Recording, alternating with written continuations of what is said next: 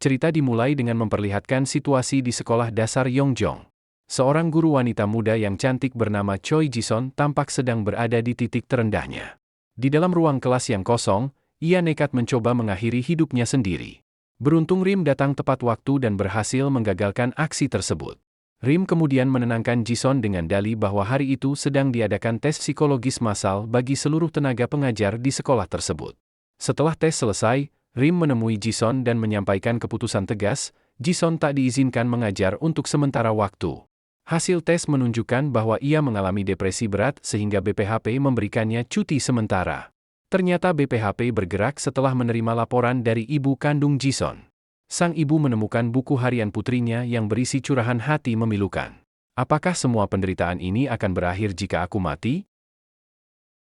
Jison bertanya siapakah yang akan menggantikan posisinya di kelas. Rim tersiung dan meminta Jison tak perlu khawatir karena BPHP telah menyiapkan guru pengganti dengan mental baja. Alur cerita kemudian mundur memperlihatkan kelas balik saat Jison pertama kali mengajar di SD Yongjung. Di hari pertama saat anak-anak memperkenalkan diri, ada seorang murid yang bernama Eugene yang hanya diam membisuh dengan tatapan kosong. Usai kelas selesai, ibu dari Eugene mendatangi Jison untuk meminta nomor telepon pribadinya. Demi profesionalitas, Jason menolak halus dan menyarankan agar mereka berkomunikasi melalui aplikasi resmi sekolah pada jam kerja. Namun sejak hari itu hidup Jason berubah bagaikan neraka. Ibu Eugene terus-menerus mengirimkan pesan teks yang sangat mengganggu.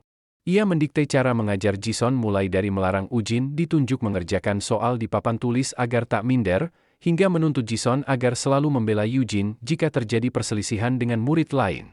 Parahnya kegilaan ibu Jin merembet ke ranah privasi. Ia memprotes gaya berpakaian Jason yang menggunakan BH tanpa tali dengan dalih hal itu tak baik untuk perkembangan seksual anak laki-laki. Bahkan akun Instagram pribadi Jison juga diganggu. Ia mengkritik foto-foto Jison yang sedang berkumpul bersama teman-temannya. Saat Jison mengadukan intimidasi ini kepada kepala sekolah, pihak sekolah yang pengecut justru menyuruh Jison menghapus akun Instagramnya demi meredam situasi. Jison terpaksa mengalah dan ia menulis dalam buku hariannya bahwa akan mengaktifkan kembali media sosialnya setelah pensiun nanti. Puncak konflik terjadi saat Eugene terlibat perkelahian fisik dengan teman sekelasnya yang bernama Sojun. Meski jelas-jelas Eugene yang memulai keributan, Jison yang trauma akan teror ibu Eugene menjadi bimbang. Saat kedua orang tua dipanggil, ibu Sojun sebenarnya berjiwa besar dan memaklumi perkelahian bocah tersebut. Namun, ibu Eugene justru meradang dan menuduh Jison telah memaksa anaknya meminta maaf. Merasa tak terima, ibu Junin menantang untuk membawa kasus ini ke sidang komite sekolah. Teror psikologi semakin intensif.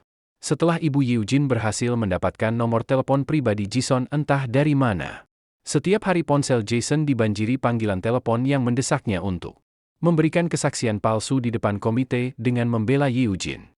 Karena Jison memilih tetap jujur apa yang dilihatnya, Eugene pun dinyatakan bersalah dalam persidangan sekolah. Murka karena kalah, ibu Eugene nekat mendatangi apartemen pribadi Jison.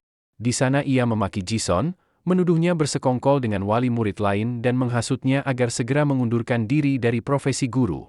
Tak berselang lama, giliran ayah Eugene yang beraksi. Ia menerobos masuk ke kelas dan menarik Eugene pulang dan bahkan hampir melayangkan pukulan fisik ke arah Jison. Sadar keselamatannya terancam, Jison melaporkan tindakan pasutri tersebut ke polisi. Langkah ini justru memicu serangan balik yang lebih keji. Ibu Eugene memutarbalikkan fakta ke media massa dengan membuat artikel fitnah yang menuduh Jison telah melakukan kekerasan dan mengucilkan anaknya. Ia bahkan menyebarkan nomor pribadi Jison ke publik. Dalam sekejap ponsel Jason diteror oleh ribuan panggilan makian dari orang yang tak dikenal membuat reputasi Jison hancur labur. Imbasnya membuat para orang tua murid lain tak mau mengizinkan anaknya bersekolah apabila Jison masih menjadi gurunya. Kembali ke masa kini, Wajen resmi masuk ke kelas sebagai guru pengganti. Di hadapan anak-anak kecil yang polos, Huajin harus menahan diri dan memasang senyuman ramah. Di kantor BPHP, tim menganalisis bahwa kekerasan dalam pendidikan tak hanya berupa fisik, melainkan juga kekerasan mental yang kerap dilakukan oleh orang tua murid terhadap guru dengan memanfaatkan celah hukum. Pak Menteri lalu mengatakan kita bisa jadi perisai bagi mereka dan kita harus mengubah satu persatu. Wajin saat ini diutus oleh Pak Menteri untuk mengurus orang tua murid yang selalu memanfaatkan hukum untuk menindas dengan bentuk ancaman untuk memastikan kesehatan mental Jison. Kemudian BPHP mengantarkannya ke ruang konseling khusus untuk memulihkan traumanya. Strategi pembalasan pun dimulai. Di hari pertama mengajar, Hwajin sengaja menyuruh Yeojin maju ke depan kelas untuk mengerjakan soal. Keesokan harinya, ibu Yeojin yang panik langsung melabrak Hwajin ke sekolah. Hwajin dengan senyum ramah berjanji akan memperhatikan Yeojin. Namun setelah itu, Hwajin sengaja meneror balik ibu Ujin. Setiap hari, setiap jam, bahkan di tengah malam, Hwajin meneleponnya hanya untuk menanyakan hal-hal sepele tentang perkembangan Yeojin. Ibu Yeojin yang mulai frustasi dan merasa privasinya terganggu akhirnya datang ke sekolah untuk memprotes tindakan Hwajin. Dengan santai, Hwen menggunakan argumen yang sama dengan dulu dipakai ibu Yeojin untuk menindas Jison. Tak berhenti di situ, Hwajin melancarkan aksi serangan psikologis berikutnya dengan mendatangi bank di tempat ayah Yeojin bekerja. Di depan para nasabah dan rekan kerja, Hwajin dengan suara lantang berakting meminta maaf dan memohon arahan agar tak salah dalam mendidik Yeojin. Malam harinya, pertengkaran hebat pecah di rumah Yeojin. Sang ayah mengamuk kepada istrinya karena aksi Hwajin di kantor telah merusak citranya di depan manajer dan mengancam peluang promosi jabatannya yang sudah di depan mata. Pagi hari di sekolah, ibu Yeojin berteriak histeris di depan kepala sekolah. Saat mencoba membawa Yeojin pulang dengan penuh amarah, ibu Yeojin mendengar gosip para wali murid lain yang kini berbalik mengguncilkannya atas apa yang terjadi pada Bu Jison. Di tengah kepanikan, ia melihat Jison yang sedang berjalan di halaman sekolah dan mencoba mengejarnya. Namun, Hwajin langsung pasang badan menghadang langkahnya.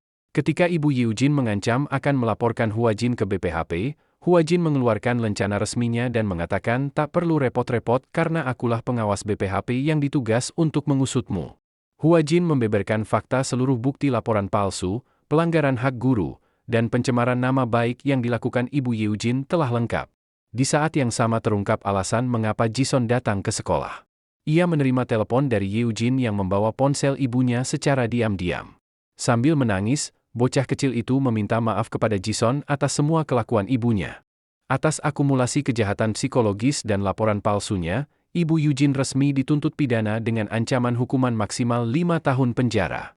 Kasus di SD Yunjung pun resmi ditutup. Pak Menteri Pendidikan menyampaikan permohonan maaf yang mendalam dari lubuk hatinya kepada seluruh guru yang haknya telah dilanggar akibat kegagalan sistem perlindungan hukum. Tugas Hwajin selesai dan drama pun bersambung.